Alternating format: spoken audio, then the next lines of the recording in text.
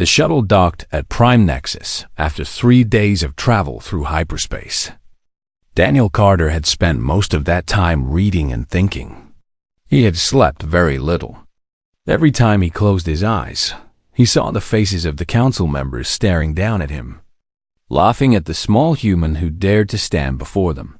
When the shuttle doors opened, Daniel stepped out into a docking bay larger than any building on Earth. The ceiling was so high that clouds had formed near the top, drifting slowly in the artificial atmosphere. Ships from 100 different species filled the bay, each one stranger than the last. Some looked like living creatures with scales and wings. Others were perfect geometric shapes that seemed to defy the laws of physics.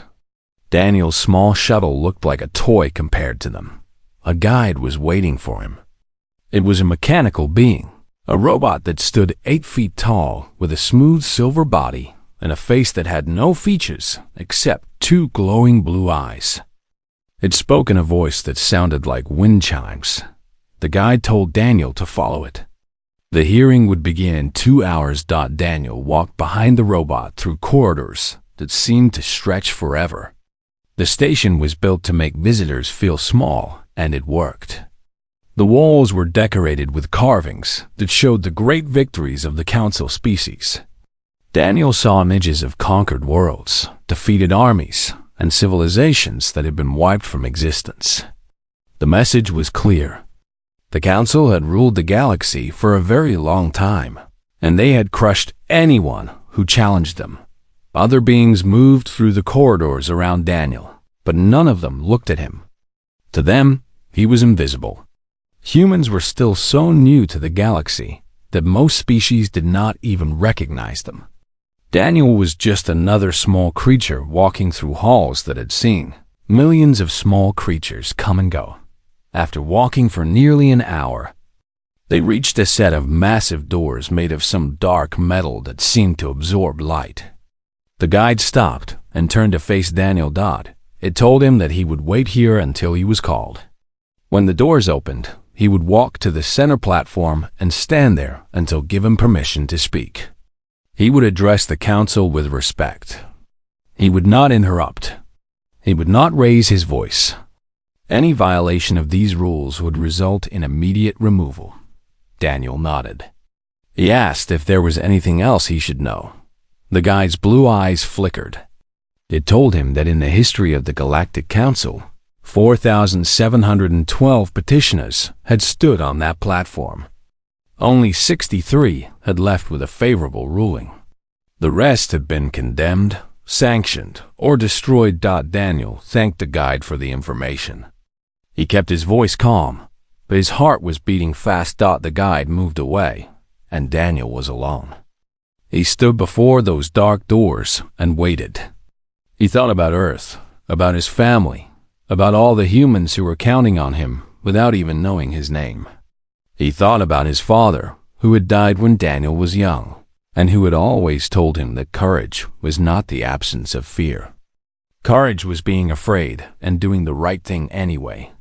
The doors began to open. Daniel took a deep breath and walked forward. The council chamber was the largest indoor space he had ever seen.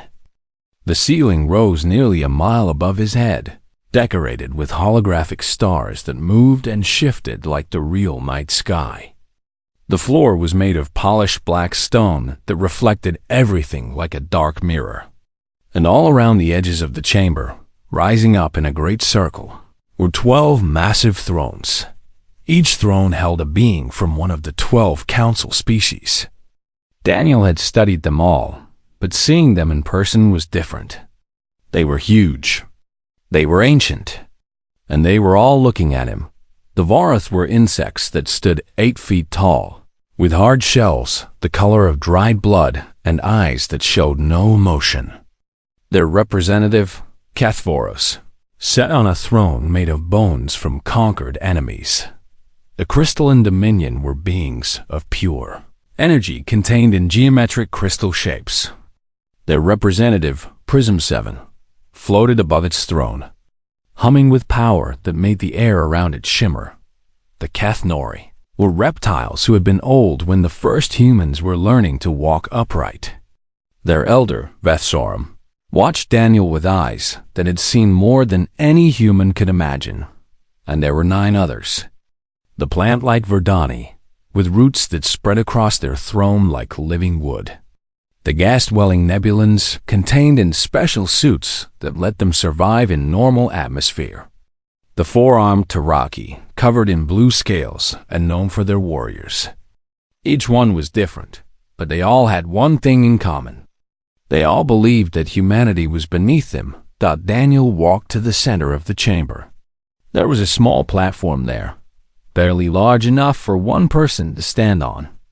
It was positioned so that the petitioner had to look up at the council members, always reminded of how small they were.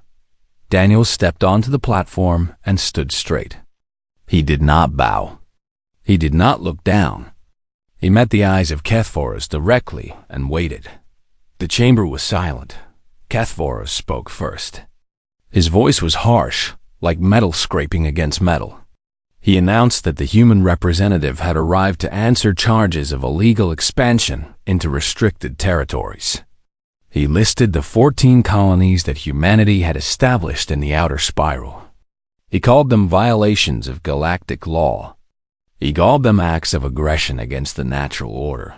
He called humans a plague species that bred too fast and spread too far. Daniel listened without speaking. His face showed nothing. Kethvoros continued. He said that humanity had been given a gift when they were allowed to join the assembly.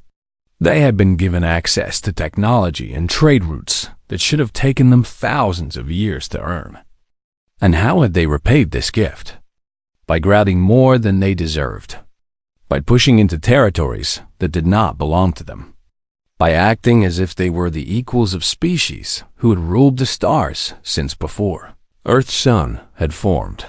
The Vorath High Arbiter leaned forward on his throne. He said that humanity must be punished. The 14 colonies must be surrendered.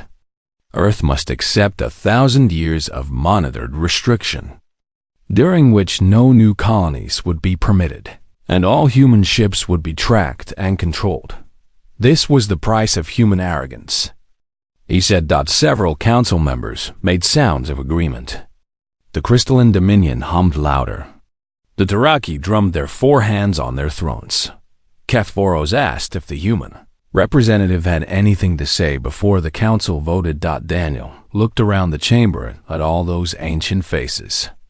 He thought about what Lisa had told him. He thought about the 4,000 petitioners who had stood here before him and failed. Then he thanked the council for their time. Several beings laughed. The sound echoed through the massive chamber like thunder. Daniel waited for the laughter to stop. Then he began to speak. Daniel Carter stood on that small platform at the center of the council chamber and felt the weight of 1 billion human souls resting on his shoulders. The laughter of the ancient beings still echoed in his ears. They expected him to beg. They expected him to grovel and plead for mercy, like so many petitioners before him. He did not beg. He began by saying that the council was right about one thing. Humanity was young. His species had only discovered fire a few 100,000 years ago. They had only learned to fly a few centuries ago. And they had only reached the stars within the last few generations. Compared to the beings in this chamber, humans were like children who had just learned to walk. The council members seemed pleased by this. Some of them nodded. They liked hearing a human admit his inferiority. Daniel continued. He said that humanity had made many mistakes in its short history. Humans had fought terrible wars against each other. They had destroyed their own environment. They had created weapons capable of ending all life on their planet. They had come close to extinction more times than he could count. Kethvoros made a sound of approval. He said that at least the human understood what his species truly was. Daniel said yes. He understood exactly what humanity was. And then his voice changed. It became stronger, clearer. It carried across the massive chamber without him raising it at all. He said that humanity had done all those terrible things. But they had also done something that no other species in the galaxy seemed to understand. Every time they fell, they got back up. Every time they stood at the edge of destruction, they found a way to survive. Not because they were stronger than other beings. Not because they were smarter, but because they refused to give up. Daniel told the council about the great plagues that had killed half of humanity, and how doctors had worked without sleep for years to find cures. He told them about the wars that had destroyed entire nations and how ordinary people had rebuilt cities from rubble with their bare hands. He told them about famines that had starved millions and how farmers had found new ways to grow food in impossible places. The chamber had grown quiet. No one was laughing anymore. Daniel spoke about human compassion. He told stories of strangers risking their lives to save people they had never met. He described rescue workers digging through collapsed buildings for days to find survivors. He talked about doctors who traveled to the poorest and most dangerous places on Earth to heal the sick. He mentioned teachers who worked in war zones so that children could still learn. He spoke of ordinary people who gave their food to hungry neighbors and their shelter to those who had none. He asked the council if they knew what charity was, if they knew what it meant to help someone without expecting anything in return, if they had ever seen a being sacrifice itself for a complete stranger. No. One answered. Daniel moved on to speak about human creativity. He said that humans made art even when they were starving. They wrote poetry in prison cells. They painted pictures in the middle of wars. They composed music while their cities burned around them. Something inside the human soul needed to create beautiful things. Even when everything else was ugly. He talked about human inventions. The wheel, the printing press, the computer, the spacecraft. Each one had been created by people who looked at the world and imagined something better. Humans did not accept things as they were. They dreamed of things that did not exist yet and then built them. Prism 7, the crystalline dominion representative, interrupted. It said that creativity was meaningless. Power was all that mattered. The ability to destroy was the only measure of worth in the galaxy. Daniel looked at the floating crystal being and said that he respectfully disagreed. He said that any fool could destroy. Destruction was easy. A child could knock down blocks. But building that tower required patience, skill, and vision. Creation was always harder than destruction, and that was why it mattered more. The chamber was completely silent now. Daniel spoke about human unity. He admitted that humans had spent most of their history fighting each other. They had divided themselves by skin color, by religion, by language, by nationality. They had killed millions of their own kind over differences that seemed meaningless now. But they had also learned. Slowly, painfully, over generations, they had learned that they were all one species. One family. When Earth faced threats that affected everyone, humans put aside their differences and worked together. Climate change, asteroid impacts, global pandemics. Each crisis had forced humanity to remember that they needed each other. Daniel said that humans were not perfect. They never would be. But they were always trying to be better. Every generation tried to fix the mistakes of the one before. Every child was raised with the hope that they would build a better world than their parents had known. He looked around the chamber at all those ancient faces. He asked them how long it had been since any of them had tried to be better. How many thousands of years had they spent believing they had already reached perfection? No one answered. Finally, Daniel addressed the charges against humanity. He pulled out his datapad and projected the evidence into the air for everyone to see. He showed the survey reports for each of the 14 worlds. Every single one had been classified as lifeless by the Council's own scientific teams. There were no native species, no civilizations, no claims from any other galactic power. He showed the permit applications that humanity had filed. Each one had been submitted correctly, with all the required information. and had waited the required time period before settlement began. He showed the communications logs where human officials had asked for clarification and had received no response for years. Daniel said that humanity had followed every law, every procedure, every rule that the council had set. The only crime humanity had committed was growing faster than the old empires had expected. He lowered his datapad and looked directly at Kethvoros. He said that the Vorath Empire was not angry because humanity had broken laws.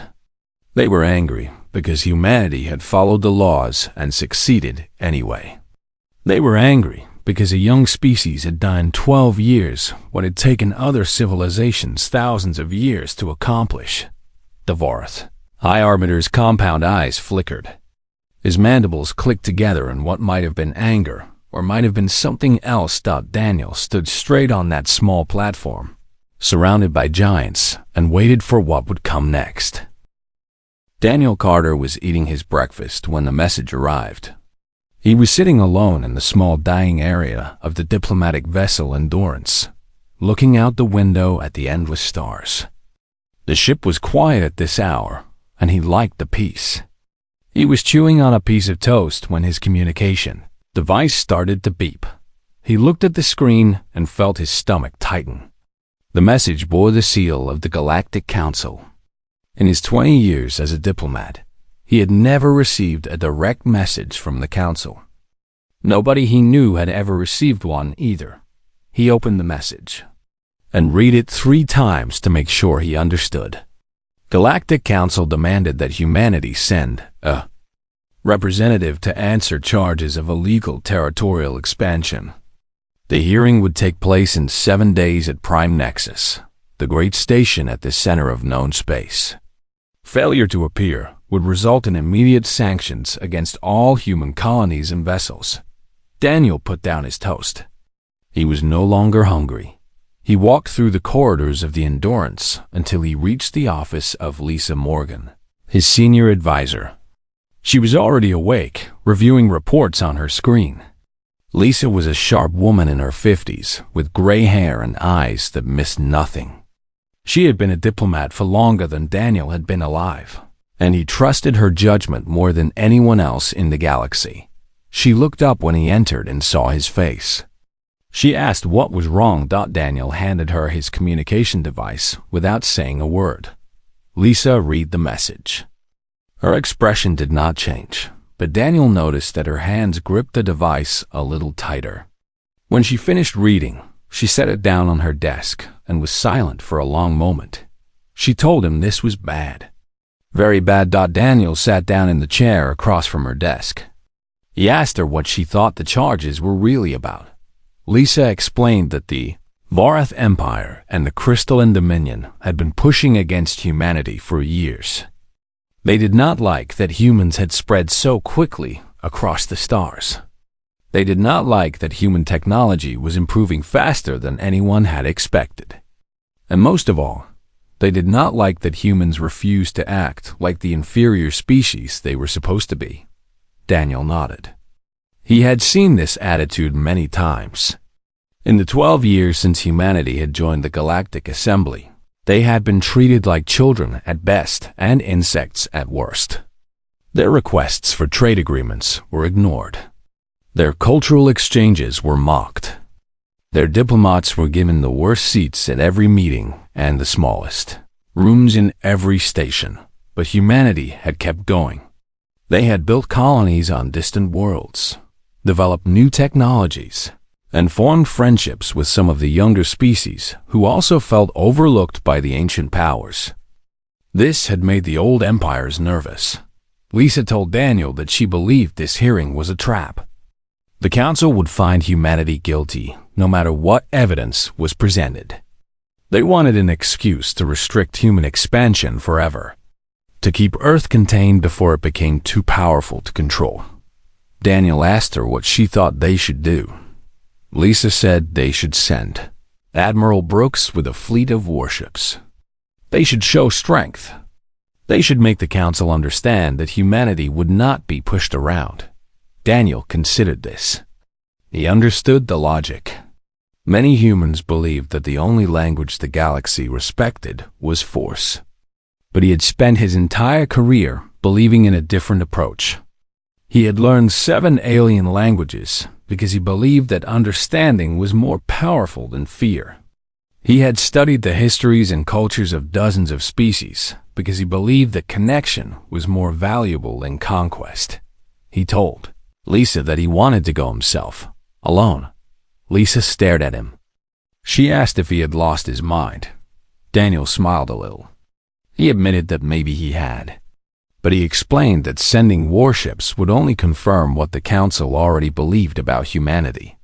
It would prove that humans were violent and dangerous. It would give them exactly the excuse they needed. But if a single human walked into that chamber alone and spoke the truth, it might change something. It might make them see humans differently. It might open a door that had been closed for 12 years. Lisa shook her head.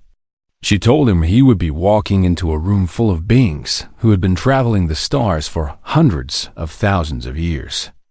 They had seen entire civilizations rise and fall. They would not be impressed by one man with no weapons and no army. Daniel agreed that she was probably right. But he asked her what the alternative was. If humanity sent a fleet, they would start a war they could not win. If they ignored the summons, they would face sanctions that could cripple their colonies. The only path that might lead somewhere new was the one nobody expected. Lisa was quiet for a long time. Finally, she asked him what his strategy would be. Daniel said he planned to tell the truth. He would present the evidence that humanity had followed every law and every procedure. He would speak about who humans really were, not the monsters the Council imagined, but a young species trying to find its place among the stars. Lisa asked what would happen if the truth was not enough. Daniel did not have an answer for that. The next 6 days passed quickly. Daniel prepared his evidence, gathering records of every colony humanity had established, every survey report, every permit application. He reviewed the histories of each council member species, trying to understand how they thought and what they valued. He practiced his speech in his quarters late at night, speaking to the empty walls and trying to find the words that might reach beings who had lived longer than human civilization had existed. On the morning of the 7th day, Daniel packed a single small bag. He put on his best diplomatic uniform, a simple dark suit with the Earth emblem on his chest. He looked at himself in the mirror and saw a tired man with gray in his hair and lines around his eyes. He did not look like a hero. He did not feel like one either. Lisa met him at the shuttle bay. She told him that she still thought this was a mistake. But she also told him that if anyone could pull it off, it was him. Daniel thanked her. He asked her to take care of things while he was gone. She promised she would. Then she asked him one more time if he was sure about this. Daniel stepped into the shuttle and looked back at her. He said that he was not sure about anything, but he knew that humanity had reached a crossroads and someone had to walk down the unknown path. He would rather it be him than someone who might make the wrong choice. The shuttle doors closed, and Daniel Carter began his journey to Prime Nexus, carrying nothing but his words and the hope that they would be enough. The council chamber remained silent for a long moment after Daniel finished presenting his evidence. The 12 ancient beings looked at each other, communicating in ways that humans could not understand. Some of them seemed troubled. Others seemed angry. A few showed no expression at all. Then Prism 7 spoke. The crystalline Dominion representative rose higher above its throne, its geometric body pulsing with energy that made the air crackle. It said that the evidence was irrelevant. The permits were irrelevant. The survey reports were irrelevant. None of it mattered. Daniel asked why not. Prism-7 said that humanity was too dangerous, too unpredictable, too ambitious. Humans bred faster than any other intelligent species in the galaxy. They adapted to new environments faster than anyone had predicted. They learned new technologies and improved on them in ways that should have been impossible. The crystal being said that it had studied human history. It had seen the wars, the conquests, the endless expansion across Earth, and then across the solar system, and then across the stars. Humans never stopped. They never rested. They always wanted more. Prism-7 proposed that the Council vote to restrict human expansion permanently. Not because of any crime humanity had committed, but because of the crimes they would certainly commit in the future. It said that waiting for humans to become a real threat would be foolish. The time to stop them was now, while they were still weak. Several council members made sounds of agreement. The Taraki representative stood up from its throne, all four arms raised. It said that its warriors had fought many species throughout history, and it had never seen a species that learned combat as quickly as humans. In just 12 years, human ships had gone from being easy targets to being genuine threats. In another 100 years, they might be unstoppable. The Nebulans spoke next, their voices bubbling through their containment suits.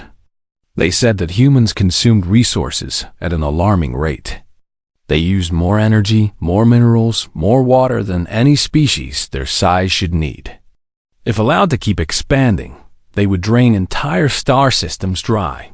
One by one, the council members added their concerns. Humans were too violent, too greedy, too clever, too stubborn, too different. Daniel listened to all of it. When they finished, he asked a simple question.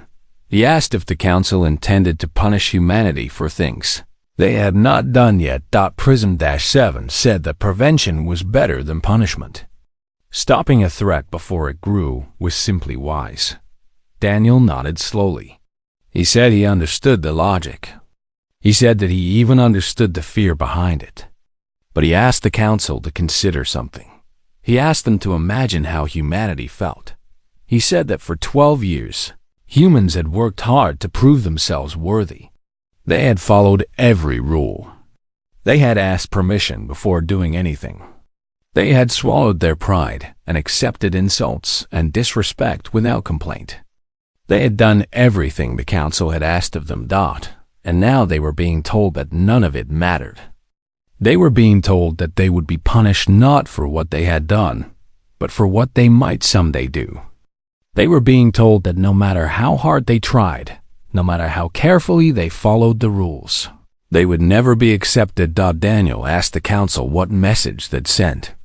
He asked what they expected humanity to do if they learned that there was no path to acceptance. If following the rules led to the same punishment as breaking them, why would anyone bother following the rules? The chamber was quiet. Daniel said that humanity could be the greatest ally the council had ever known. Humans were young, yes, but that meant they were full of energy and new ideas. Humans were ambitious, yes, but that ambition could be directed toward building instead of conquering. Humans were different, yes, but different was not the same as dangerous. He said that humans did not want war. They did not want to conquer the galaxy. They wanted something far simpler. They wanted to belong. They wanted to trade with other species and learn from them and teach them in return. They wanted to share stories and music and art. They wanted to make friends across the stars. Daniel said that the reason humans had accomplished so much in such a short time was not because they were a threat. It was because they understood something that ancient species had forgotten. Humans knew that their lives were short. A human might live for 100 years if they were lucky. That was nothing compared to beings who lived for thousands of years or more. But that shortness gave humans something precious. It gave them urgency. It made every day matter. It made them work harder, dream bigger, and love more deeply than species who had endless time. Prism-7 interrupted again. It asked what the human was trying to say. Daniel looked at the crystal being and then looked around at all the council members. He said that he was not here to beg for mercy. He was not here to make threats. He was here to offer a choice. Humanity could be the Council's friend or their enemy. The decision would be made by actions, not words. If the Council treated humanity fairly, respected their rights, and gave them a chance to prove themselves, then humans would be loyal allies for generations to come. They would bring their creativity, their passion, and their determination to the service of the galactic community. But if the Council chose fear over fairness, if they punished humanity for crimes that existed only in imagination, then they would create the very enemy they were afraid of. They would teach humanity that the galaxy was not a place for cooperation, but for competition. And humans were very, very good at competition. Daniel stepped back from the edge of the platform. He straightened his shoulders and lifted his chin. He spoke 7 words that would echo through. Galactic history. Now humanity chooses its path, not you. The council chamber exploded into noise. Members shouted at each other in a dozen different languages. Some demanded immediate punishment. Others called for calm and deliberation. The Kethnori elder remained silent, watching Daniel with ancient eyes that gave away nothing. Kethvoros slammed his armored fist against his throne and called for order. When the noise finally died down, he announced that the council would deliberate in private. The human representative would wait outside until a decision was reached. 2 guards appeared and escorted Daniel out of the chamber. The massive dark doors closed behind him with a sound like thunder. Daniel sat down on a bench in the corridor and waited. He had done everything he could. Now the fate of humanity rested in the hands of beings who had every reason to fear them. He closed his eyes and hoped that somewhere in those ancient hearts there was still room for something other than fear. Daniel Carter sat on that bench for 6 hours. He did not move except to stretch his legs occasionally. He did not eat. He did not sleep. He simply sat there and waited while the most powerful beings in the galaxy decided the future of his entire species. The corridor was empty and quiet. The guards who had escorted him out had disappeared, leaving him completely alone. He could hear nothing from behind those massive dark doors. For all he knew, they could have already decided to destroy humanity and were simply planning the details. His communication device buzzed. It was Lisa Morgan, reaching him through an encrypted channel that had taken years to develop. She asked him what was happening. Daniel told her the truth. He had given his speech. He had presented the evidence. He had said everything he could think of to say. Now he was waiting. Lisa was silent for a moment. Then she asked him how he thought it had gone. Daniel said he honestly did not know. He had seen something in the eyes of some council members that might have been doubt. But he had also seen fear, and fear was a powerful thing. Fear made people do terrible things. It would be no different for ancient alien civilizations. Lisa told him that whatever happened, she wanted him to know that humanity was proud of him. Word had spread about what he was doing. People on Earth, on Mars, on all the colonies were watching and waiting. They knew that one of their own was standing alone before the giants of the galaxy, speaking for all of them. Daniel felt his eyes grow wet. He thanked her and told her he would contact her again when there was news. 2 more hours passed. Finally, the dark doors began to open. The same robot guide from before appeared and told Daniel that the council was ready to announce their decision. Daniel stood up. His legs were stiff from sitting so long, but he ignored the discomfort. He walked through those doors one more time and returned to the platform at the center of the chamber. The 12 council members sat on their thrones, looking down at him. Their expressions were impossible to read. Daniel had no idea what they were going to say. Kethvoros, the Vorath High Arbiter, spoke first. His harsh voice echoed through the chamber. He announced that the council had reviewed the evidence presented by the human representative. They had examined the survey reports, the permit applications, and the communication logs. They had verified the authenticity of each document. Daniel held his breath. HFY continued. He said that the council had found no evidence that humanity had violated any galactic laws. The 14 colonies in the outer spiral had been established on worlds that were legally available for settlement.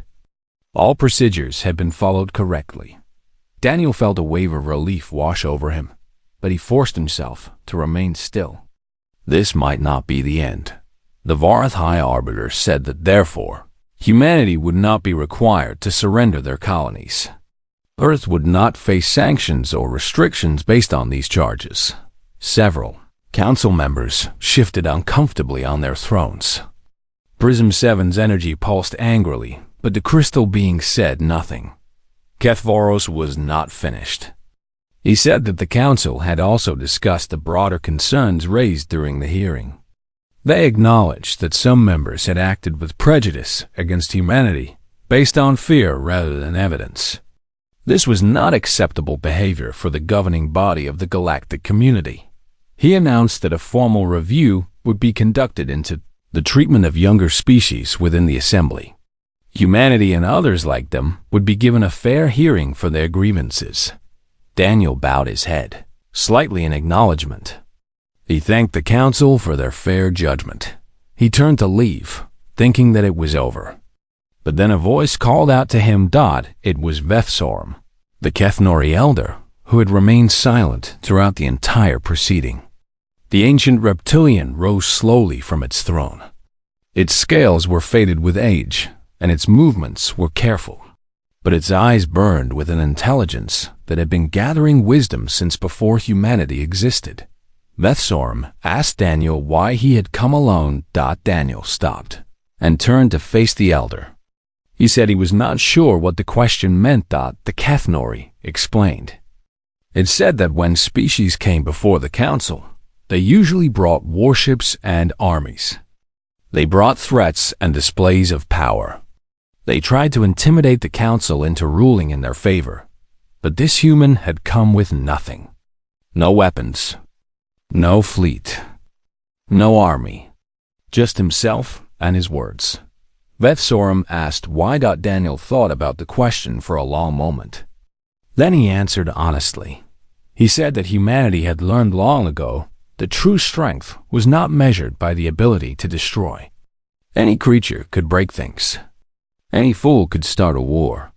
But it took real courage to stand in a room full of giants without any weapons and simply tell the truth. He said that humans had spent too much of their history believing that violence was the answer to everything. They had only begun to grow up as a species when they realized that building was harder than destroying, that healing was harder than hurting, and that understanding was harder than fighting. He said that he had come alone because he wanted the council to see what humanity could become.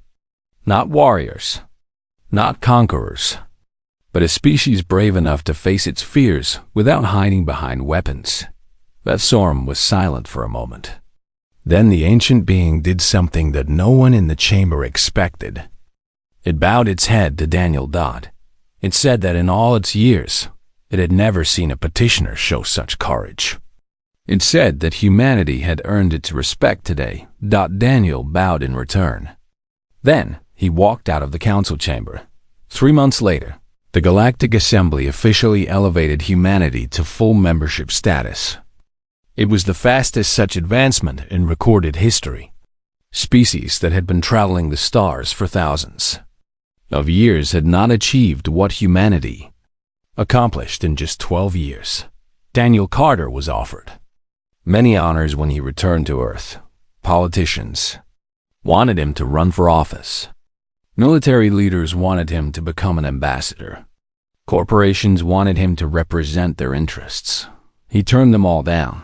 Instead, he accepted a teaching position at a small university in Ohio, not far from where he had grown up. He spent his remaining years teaching young people about alien cultures, about diplomacy, and about the power of words spoken with courage. His students often asked him what humanity's path would be. Where would they go from here? What would they become? Daniel always gave the same answer. He would walk to the window of his classroom and look up at the stars. Then he would turn back to his students and smile. Forward, he would say together, always dot and somewhere out in the galaxy. On a station at the center of known space, the words of one human diplomat were remembered for generations. Not because he had won a war or conquered an enemy, but because he had stood alone before the giants of the universe and reminded them what true strength really looked like. Now humanity chooses its path, and they chose well.